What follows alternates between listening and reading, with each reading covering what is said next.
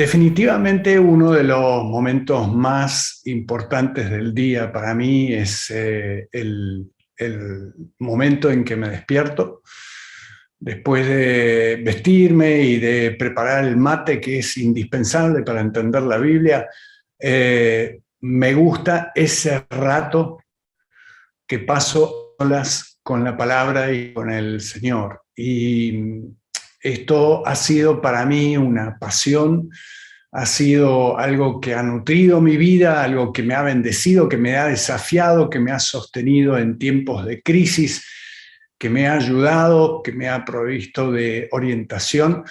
Y después de 40 años de pasar todas las mañanas en la palabra, quería compartir con ustedes algunos pensamientos sobre este tiempo que nosotros llamamos devocional y que hemos heredado, es parte de nuestra cultura evangélica.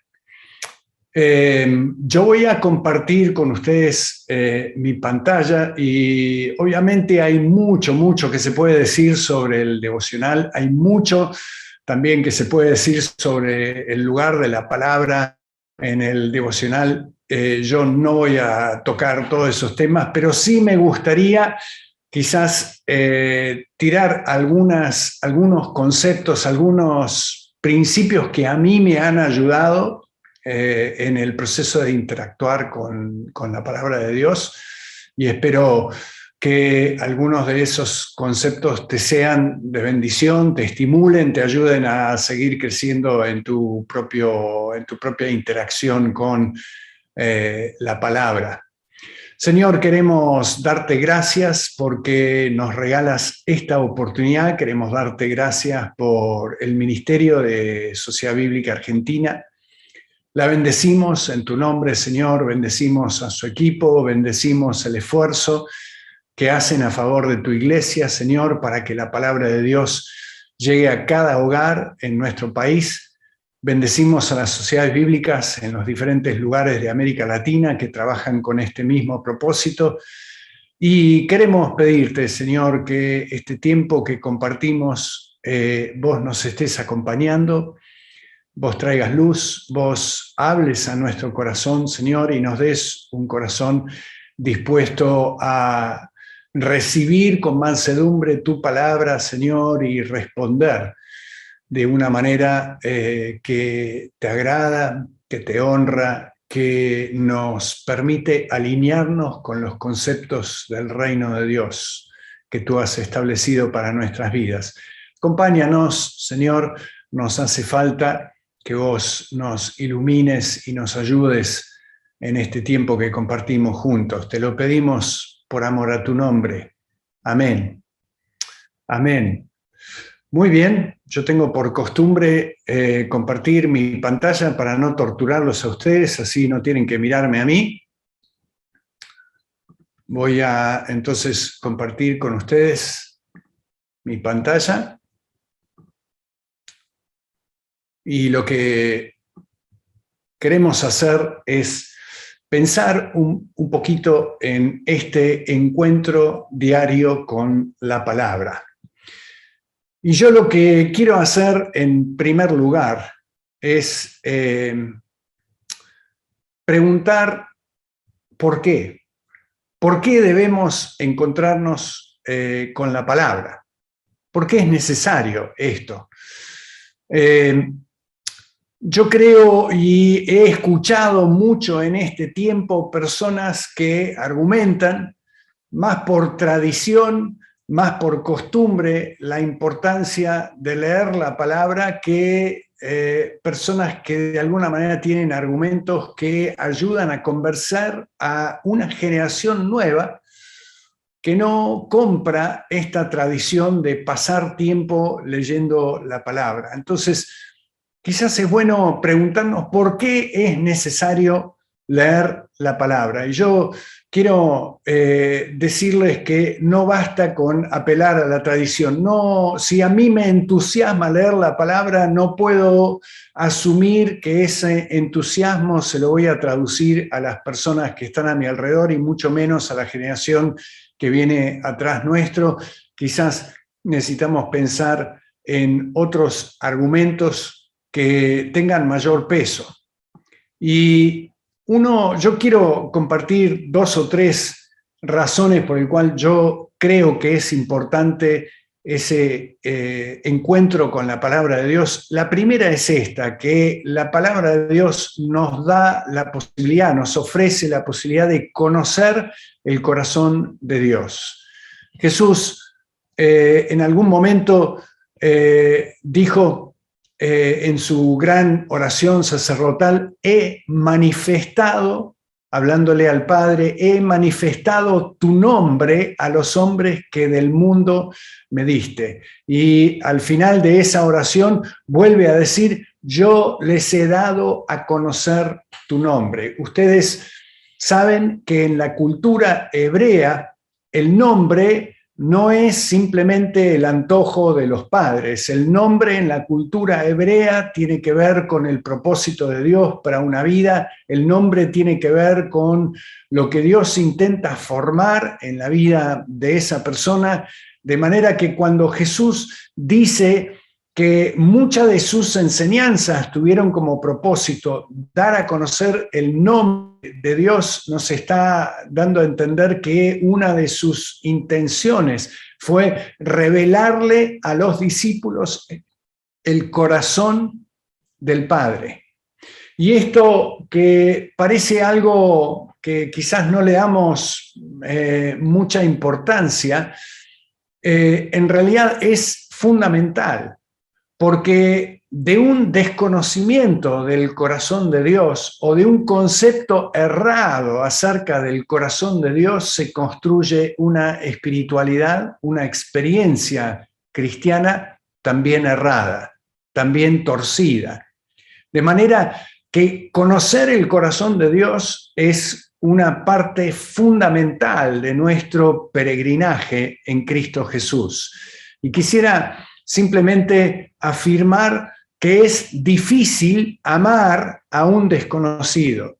Una de las cosas que yo observo en la iglesia hoy es muchas personas que están involucradas en la rutina de relacionarse con Dios, pero que no están enamoradas de la persona de Dios. Y la falta de enamoramiento de la persona de Dios en parte es porque no conocen el corazón del Padre. Y una buena manera de enamorarse de Dios es conocer su corazón a través de la palabra.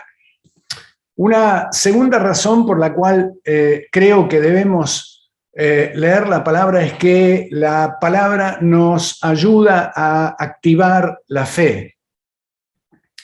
Jesús le dijo a los discípulos por anticipado: se lo digo desde ahora, antes de que él fuera entregado a muerte, antes de que pase, para que cuando suceda crean que yo soy. Hay una conexión muy íntima entre lo que Jesús dice y este resultado que él anhela producir en los discípulos, que es creer en él.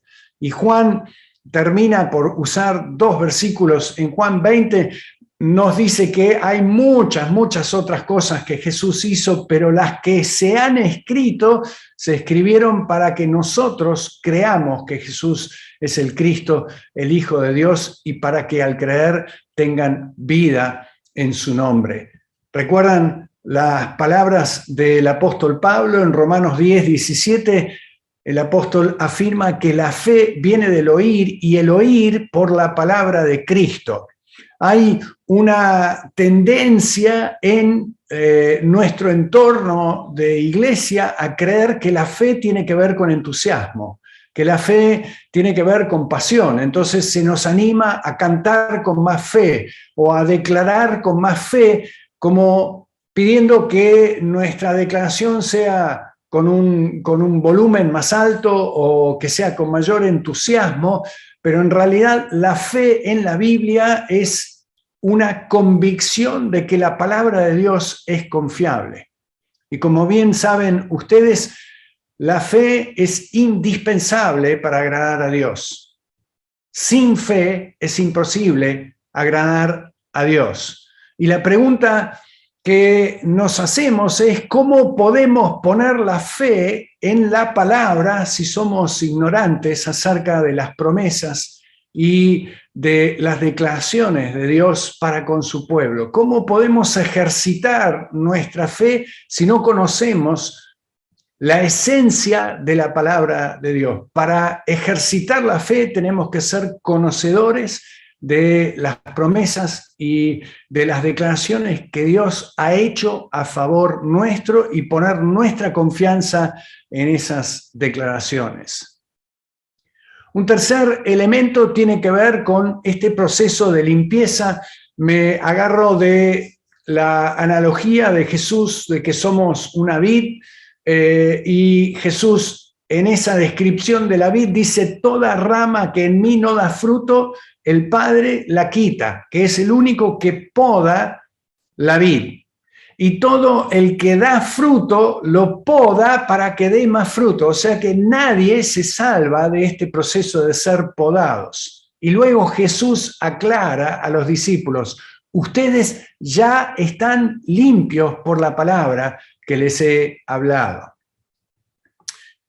En otro texto de esta gran oración sacerdotal, en Juan 17, Jesús dice al Padre: santifícalos en tu verdad, tu palabra es verdad. ¿Cómo resolvemos el problema angustiante del pecado en nuestra vida? A través de la palabra. La palabra es el instrumento por el cual Dios nos purifica, por el cual Dios nos limpia, por el cual Dios nos santifica, por el cual Dios nos poda y nos ayuda a salir de la cultura del reino de tinieblas y nos introduce en la cultura del reino de los cielos. La solución a vencer el problema del pecado pasa por la acción de la palabra en nuestras vidas. Y una cuarta razón, yo sé que hay muchas otras razones por las cuales podríamos argumentar acerca de la importancia de la palabra, pero en este tiempo en el cual abundan tantas filosofías encontradas y tantos mixes de ideas, ¿verdad? Cada uno arma su filosofía a su propio antojo y se toma de un lugar y de otro lugar y del dicho de esta persona y el dicho de este otro y el libro que este escribió, y se arma este mix de filosofía popular que en realidad ha terminado instalando entre nosotros una cultura de confusión. Y la verdad es que la Biblia tiene mucha orientación sumamente práctica para la vida. Consideren, por ejemplo, lo increíblemente práctico que es esta declaración de Cristo. De cierto les digo que si ustedes no cambian y se vuelven como niños, no entrarán en el reino de los cielos. Parte del problema que tenemos en la vida es esa tendencia irremediable a complicar las cosas. ¿Quieres saber cómo es la vida en el reino de los cielos? Observa a un niño, observa a una niña un rato y tendrás en el comportamiento de ese niño, de esa niña, tendrás muchos principios que te ayudarán a entender cómo vivir la vida espiritual en el reino de los cielos. O consideren esta exhortación de Pablo: no se preocupen por nada, ni por la economía, ni por las elecciones, ni por la FIP, ni por los impuestos, ni por la pandemia, ni por las dificultades de inseguridad que nos enfrentamos cada día. No se preocupen por nada, que sus peticiones sean conocidas delante de Dios en toda oración y ruego con acción de gracias, como lo traduce la Reina Valera contemporánea. Piensen en este otro texto. ¿Cuántos problemas evitaríamos nosotros en el seno de nuestra familia si implementaríamos esta exhortación, una de las más prácticas que tiene la Escritura? No se ponga el sol sobre su enojo. ¡Qué tremendo! Si nosotros nos propusiéramos terminar todos los días con las cuentas en claro, todos los días reconciliados con las personas con las cuales hemos tenido conflicto cada día. Parte de nuestra dificultad es que a veces arrastramos, no por días, semanas, meses, a veces años, situaciones que no hemos logrado resolver con otras personas. Piensen en este proverbio, otro versículo traducido por la Reina Valera contemporánea. Cuán presuntuoso y ridículo se muestra la persona que responde antes de oír. ¿Qué nos está diciendo el autor del proverbio? No interrumpas. Aprende a escuchar al otro y escucharlo con atención antes de decir algo.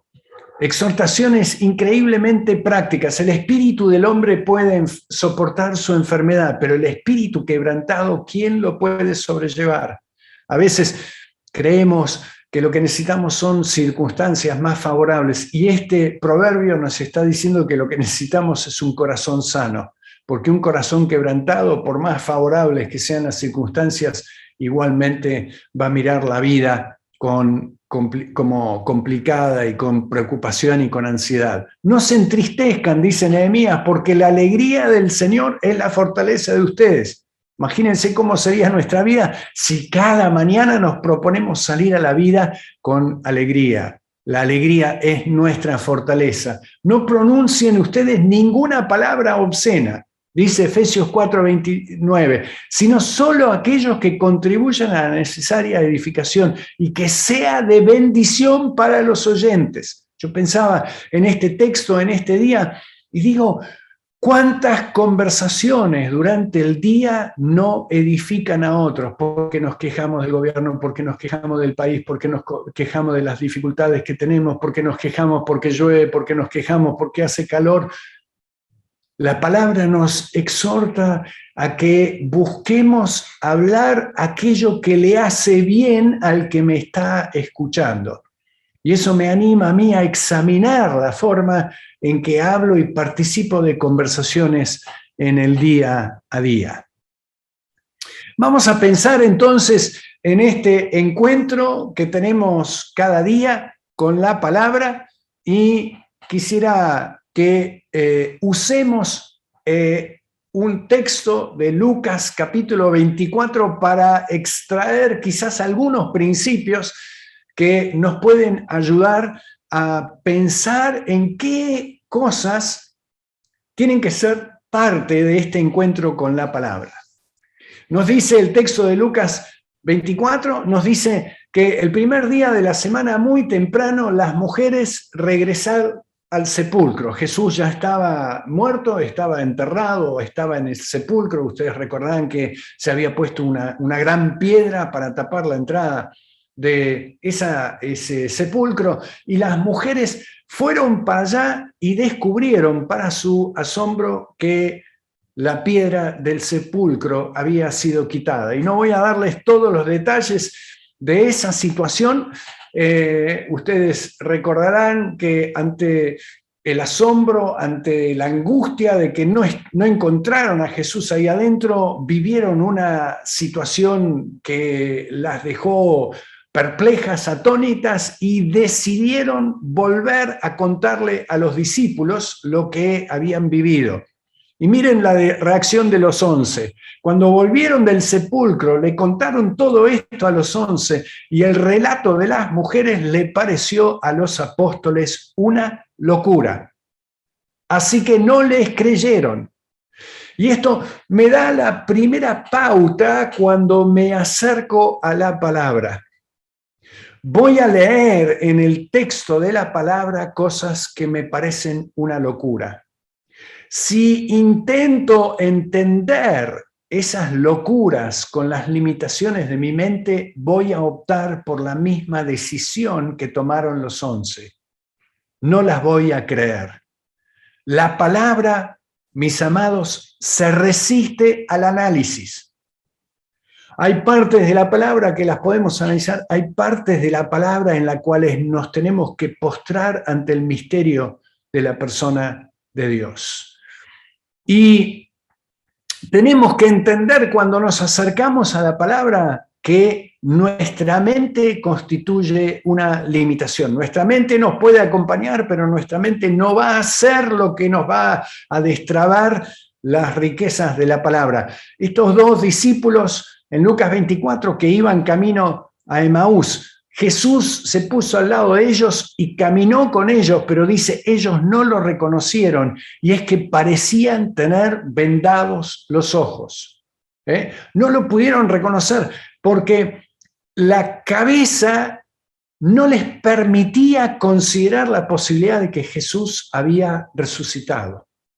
Y esa limitación mental a la hora de escucharlo a Jesús hablar no les permitió recibir la palabra y entender lo que Jesús le estaba diciendo. Más adelante dice, entonces Jesús les abrió el entendimiento para que pudieran comprender las Escrituras. Nosotros necesitamos entender que poder comprender las Escrituras es un regalo del cielo.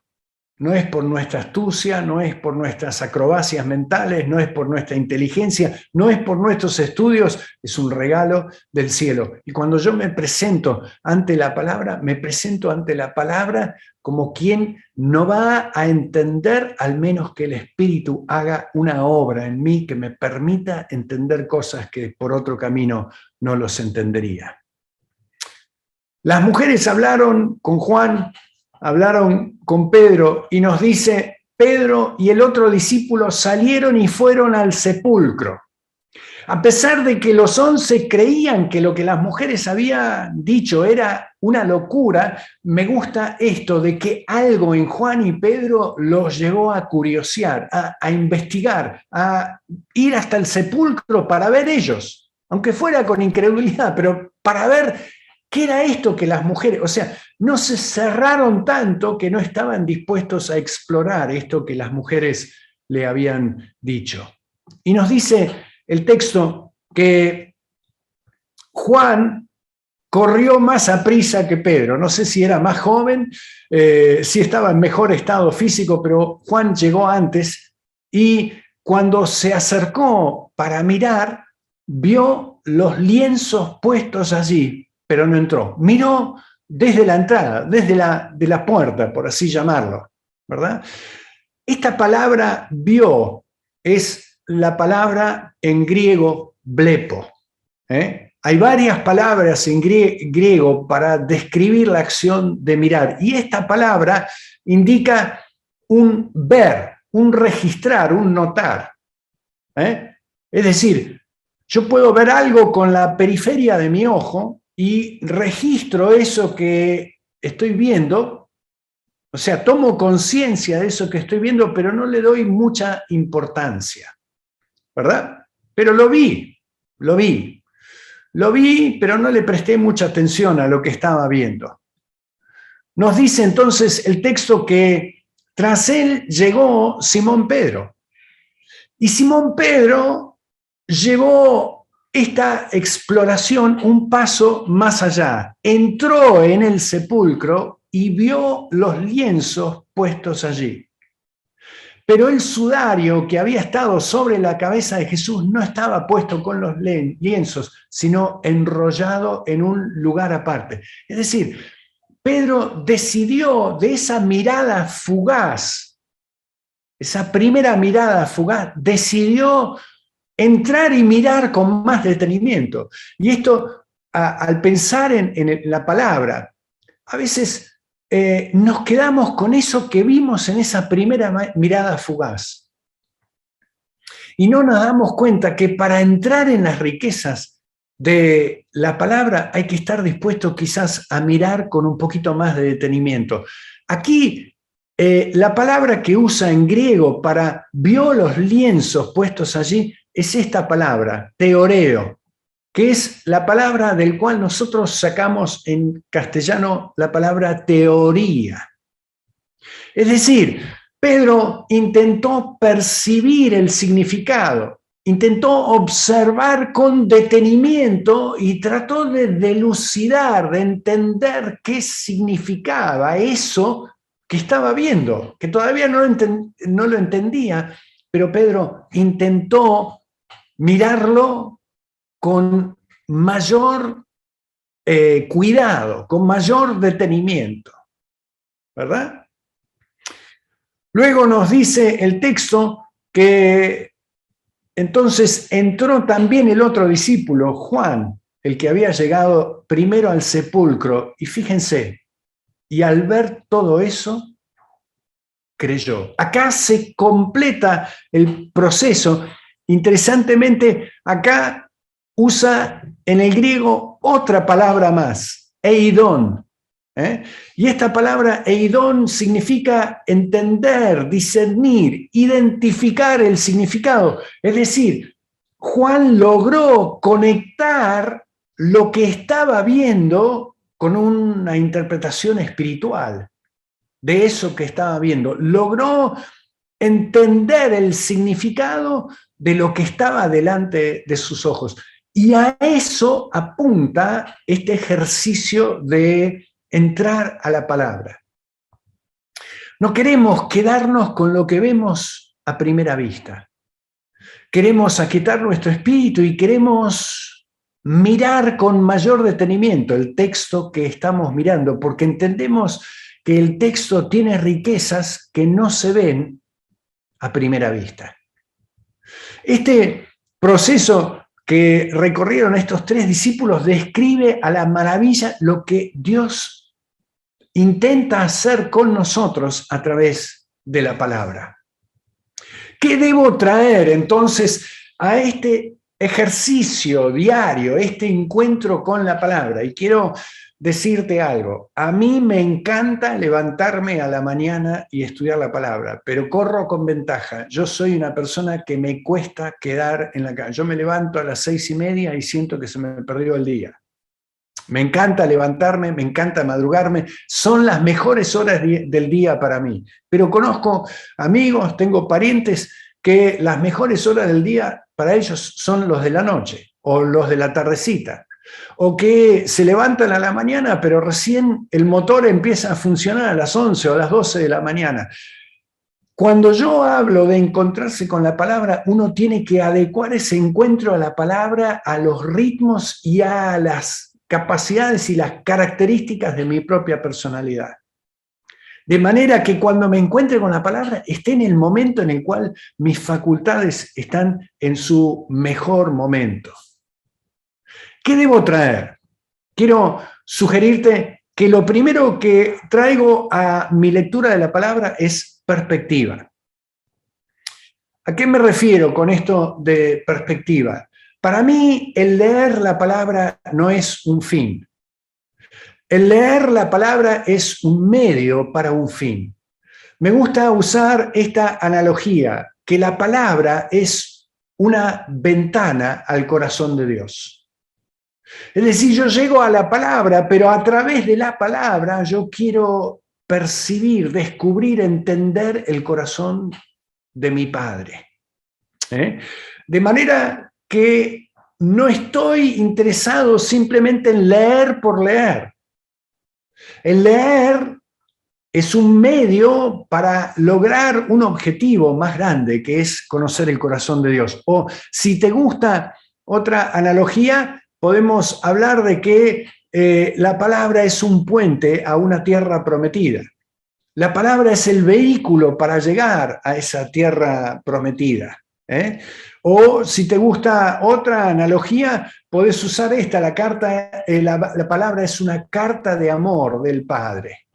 Ahora, para leer esa carta de amor, para percibir esa carta de amor, uno tiene que estar dispuesto a leer entre líneas, a ver el espíritu de la escritura y no quedarse solamente con la letra que tengo delante mío. Esto es algo que vamos descubriendo en el ejercicio de leer y de estudiar y de analizar la palabra en el día a día.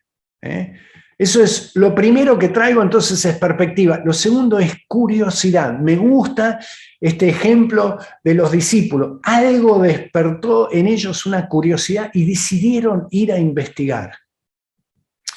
La curiosidad que es propia de los niños exploran y descubren el mundo a su alrededor, es indispensable al acercarse a la palabra. Cuando yo me acerco a la palabra, tomo tiempo para observar los detalles. Hay tantos detalles en cada pasaje y esos detalles están esperando ser descubiertos por nosotros.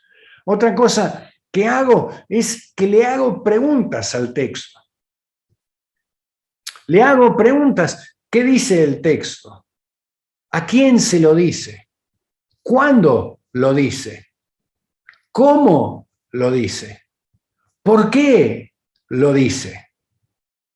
Trato de que estas preguntas me ayuden a pensar más en profundidad el proceso de entender y percibir lo que es la riqueza que tiene un pasaje. Déjenme darles un ejemplo, lo hago rápido. Este es el ejemplo de Mateo 18, es la historia en la cual Pedro se acercó y le dijo, Señor, ¿cuántas veces perdonaré a mi hermano que peque contra mí? Hasta 7 veces. Conocemos bien la parábola. Te digo, no 7, sino 70 veces.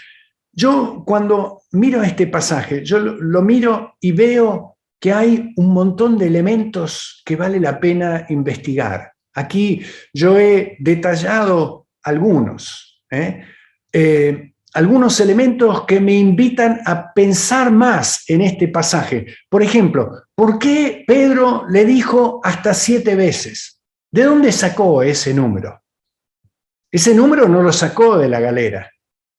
Ese número lo saca de una enseñanza que daban los fariseos acerca del perdón. Que el fariseo decía hasta 3 veces hay que perdonar, pero una cuarta no, porque en el Antiguo Testamento muchas veces se escucha a los profetas decir por 3 pecados y por un cuarto no perdonaré a tal pueblo, dice el Señor. Entonces Pedro, creyéndose súper generoso, duplica la enseñanza de los fariseos y le agrega uno de yapa y le dice 7, con 7 tengo que estar, pero me tiene que sobrar. ¿Y qué hay de estos 10.000 talentos? ¿Qué son 10.000 talentos? ¿Cómo puedo yo ayudar a alguien a entender de qué se trata los 10.000 talentos si nosotros no usamos el talento? ¿Cuántos son 10.000 talentos? O si voy al principio del pasaje, dice, entonces se le acercó Pedro y le dijo, se le acercó, ese verbo, se le acercó, me indica que el que trajo la inquietud fue Pedro. Cuando vos estás formando a personas, ¿quién propone los temas que estudian? ¿Los proponés vos? ¿O dejás que otros te propongan los temas? Bueno, estos son algunos detalles en este texto. El texto sigue adelante, tiene muchos otros puntos que a mí me llaman la atención, ¿verdad? Fíjense, por ejemplo, en el versículo 27, el Señor de aquel siervo, fíjense cómo actúa la compasión. Hay 3 verbos, movido, soltó y perdonó. La compasión comienza con algo que se gesta en nuestro corazón y luego nos lleva a una acción, que es una acción concreta hacia la otra persona, pero termina cuando yo estoy dispuesto a soltar espiritualmente a esa persona y bendecirla, no reclamarle aquello que me hizo. O fíjense, en el versículo 28 hay en el versículo arranca con esta palabrita clave, pero. Cuando yo veo la palabra pero, yo sé que un versículo me va a decir que la persona va a hacer exactamente lo opuesto de lo que ocurrió en los versículos anteriores.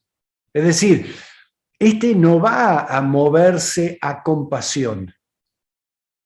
Saliendo, ese verbo en el versículo 28, saliendo aquel siervo de la presencia del rey. Piensen en esa acción, salir.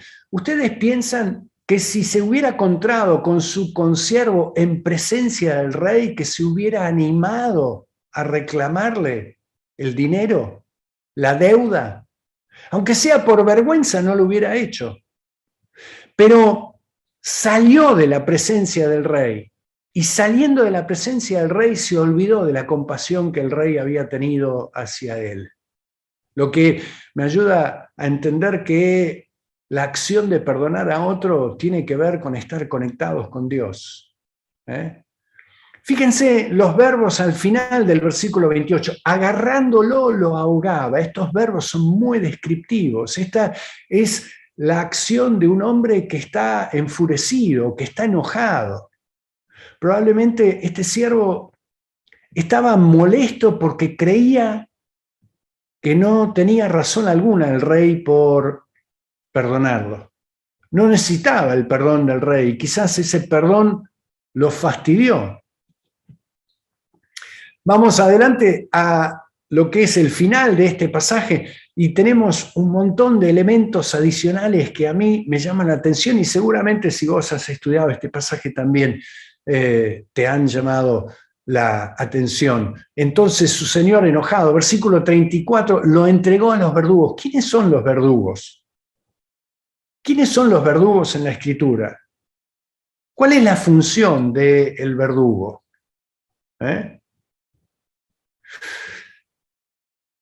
Esto es lo que yo trato de hacer cuando me encuentro con un texto. Lo miro, curioseo, observo los detalles, le hago preguntas, investigo. Hay cosas que me despiertan preguntas que por ahí no las voy a responder en el momento. Pero todo esto me ayuda a interactuar con la Escritura. ¿Cuál es un tercer elemento que traigo a la Escritura? Paciencia. Paciencia. Ya lo he mencionado, el que mira a las apuradas probablemente no va a encontrar mucha riqueza en el texto, pero hay una razón adicional. Estos dos discípulos que se encontraron con Jesús, camino a Emaús, cuando Jesús partió el pan, entendieron que era Jesús y nos dice el texto que él inmediatamente desapareció y se quedaron comentando entre ellos y se decían el uno al otro, ¿acaso no ardía nuestro corazón mientras nos hablaba en el camino y nos explicaba las Escrituras? Fíjense que mientras ellos caminaban por el camino, el corazón de ellos ardía. El corazón de ellos le daba testimonio de que lo que Jesús le estaba diciendo tenía importancia, tenía peso, pero no lo lograban entender. Hay algunas cosas que no las entendemos en el momento, pero tenemos que prestar atención a esas reacciones de nuestro corazón porque nuestro corazón nos puede estar indicando que estamos frente a una joya, que estamos frente a un tesoro y que si le damos tiempo a ese tesoro nos va a revelar la riqueza que tiene si estamos dispuestos a esperar el proceso, paciencia. Algunas verdades solamente se entienden con el tiempo y la experiencia. Algunas verdades necesitamos dejarlas que sigan trabajando en nuestra vida. La lectura no termina con la lectura. A veces tenemos un pensamiento medio mágico cuando nos acercamos a la Escritura y queremos cumplir con Dios. Entonces leímos un versículo, leímos 3 versículos, leímos un salmo, cerramos la Biblia y creemos que con eso ya cumplimos, sino ahora nos podemos dedicar a nuestras cosas. Pero la lectura en la Biblia no termina con la lectura. Dice el Salmo 1, que es bienaventurada la persona que se deleita en la ley del Señor, y fíjense esta palabrita clave, meditando en ella de día y de noche. Esta frase de día y de noche es la que me inspiró a mí a ponerle el título al tercer libro que escribí con reflexiones sobre la palabra, de día y de noche. ¿Por qué?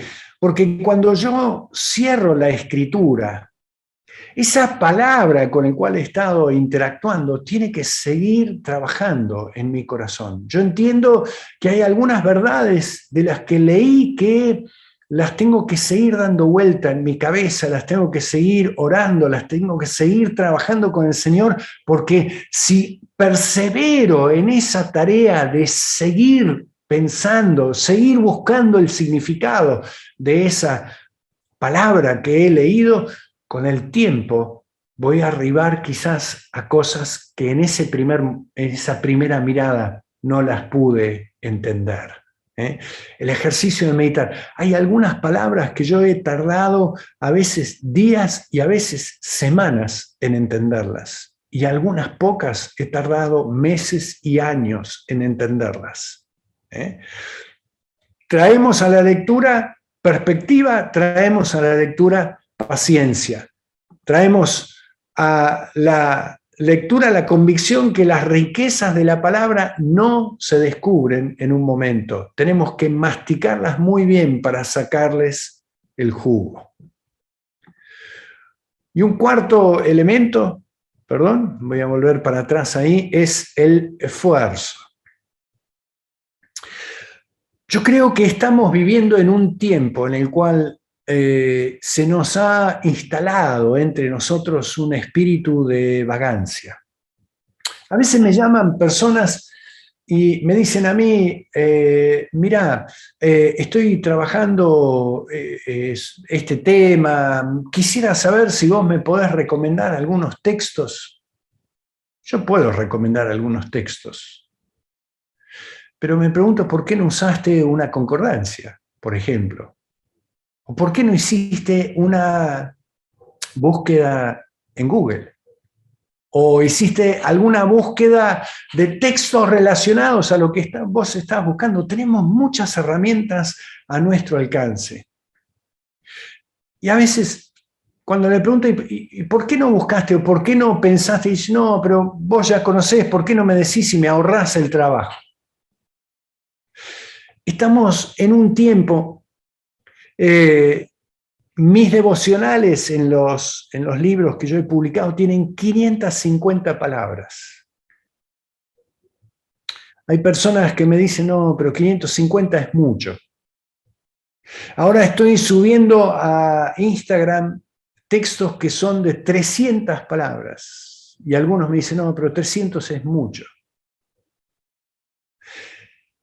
Hemos entrado en una época que el facilismo, lo instantáneo, querer todo digerido, nos ha llevado a descartar el valor del esfuerzo. Cuando yo me acerco a la escritura, recuerdo las advertencias del autor de Proverbios. El alma del perezoso desea mucho, pero nada consigue. Sin embargo, el alma de los diligentes queda satisfecha. ¿Cuántas personas en la iglesia quisieran tener una relación más profunda con el Señor, pero están esperando que alguien les tire una oportunidad para esa relación mejor con el Señor? Están esperando que alguien arme algo para que puedan aprovecharlo y encontrar eso que están buscando. ¿Por qué no salir en pos de ese anhelo, de ese deseo y decir, yo me voy a esforzar, yo voy a ser diligente en buscar esta riqueza que cuando la encuentre me va a bendecir grandemente? El deseo del perezoso lo mata porque sus manos rehúsan trabajar. Dice otro proverbio, el perezoso mete la mano en el plato, pero le da pereza levantar la mano y llevarse a la boca la comida, y por eso se queda con hambre. El apóstol Pablo anima a Timoteo, procura con diligencia presentarte a Dios aprobado, como obrero que no tiene de qué avergonzarse, que maneja con precisión la palabra de verdad. Dios me ha entusiasmado, me ha apasionado con el proceso de, cuando llego a la palabra, traer conmigo el pico y la pala. Animarme a sacar mis herramientas y a meterme a trabajar ahí de la mano del Espíritu para que pueda encontrar en la palabra los tesoros que están escondidos en la palabra y que Dios las reserva para aquellos que le muestran al Señor que están frente a la palabra con algo más que entusiasmo. Están apasionadamente enamorados del Señor. Y esa pasión los motiva a querer ir más allá de lo que va la mayoría de la gente. Termino este tiempo de compartir con ustedes con este salmo. Lo leía esta mañana con mi mamá, que está muy viejita. Fui a visitarla y me senté al lado de ella y le leía este salmo que dice: la ley del Señor es perfecta, que restaura el alma. El testimonio del Señor es seguro, que hace sabio al sencillo. Los preceptos del Señor son rectos, que alegran el corazón. El mandamiento del Señor es puro, que alumbra los ojos. Y con solo leer este texto, inmediatamente me saltan a la vista los verbos que describen la acción que tiene sobre nuestras vidas. Los aíslo y miren qué hermoso lo que la palabra hace por nosotros. Nos restaura, nos hace sabios, nos alegra, nos alumbra. Yo quiero todos esos beneficios cada día al salir a la vida, al caminar con el Señor. Yo quiero que el Señor me restaure, yo quiero que el Señor me haga más sabio, quiero que el Señor me alegre el corazón, quiero que el Señor ilumine mi andar para que no tropiece por el camino. Y estos son algunos de los maravillosos beneficios que trae a nuestra vida la palabra. Y termino con este salmo: Señor, mi corazón no es soberbio, ni mis hijos, ni mis ojos altivos.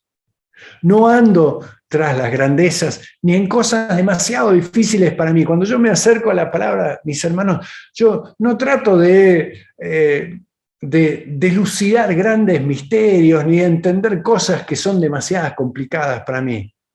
Trato de imitar la actitud del salmista, que dice: sino que he calmado y acallado mi alma. Como un niño destetado en el regazo de su madre, como un niño destetado está mi alma dentro de mí. Espera, oh Israel, en el Señor, desde ahora y para siempre. Llego a la palabra, no para que la palabra me confirme lo que yo ya creo, ni para que la palabra me dé un texto para la situación particular que estoy viviendo, ni para forzar a la palabra que avale alguna actitud mía que es sospechosa. Yo llego a la palabra para darle a la libertad a la palabra para que ministre a mi corazón conforme a las misericordias y la bondad de Dios. Y para eso tengo que calmar y acallar mi alma y decir: Señor, vengo a tu palabra porque tu palabra es el camino por el cual me conecto con tu corazón. Hacé en mí ese milagro, Señor, de poder percibir la belleza de tu corazón y hoy volver a enamorarme de vos, Señor, por esa belleza que descubro a través de tu palabra. Por ahí entiendo yo que nos quiere llevar el Señor, por ahí entiendo que nos anima el Señor en nuestra lectura de la palabra. Muchas gracias por acompañarnos, por aprovechar este tiempo para pensar en nuestra relación con la palabra.